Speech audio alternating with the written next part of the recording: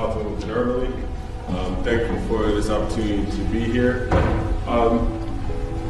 I frame this because a couple days ago I was out at 8th and Tatnall, and I was out downtown when everything was going on, till maybe like 1, 2 o'clock in the morning. And one of the things that I saw was a sense of rage, right? A sense of anger. And anger just doesn't come out of nowhere, right? And I've said this before, but this anger, I believe, comes from the fact that you have people within our community that feel as though the knee has been on their back for a long time, right? The knee of an inadequate education system, the knee of a criminal justice system that targets them where they can't shake off probation forever, or they get VOPs, so on and so forth, or the fact that the knee of they're getting priced out of the richest country in the world.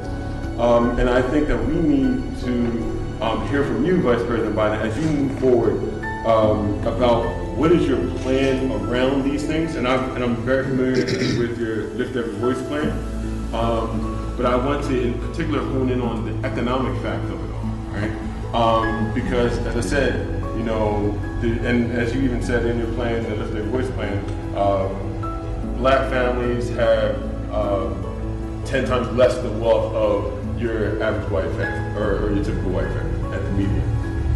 And so, with that said, I would like to know, what are your thoughts, or what do you plan to do in the first 100 days for the main voting bloc of the Democratic Party, that the Democratic Party can always rely on, that the Democratic Party can always count on? What do you plan to do around these issues when I ran into an 8-year-old walking out of a store at 12 o'clock at night carrying out food? Like, what do you do? What do you say? What are your plans?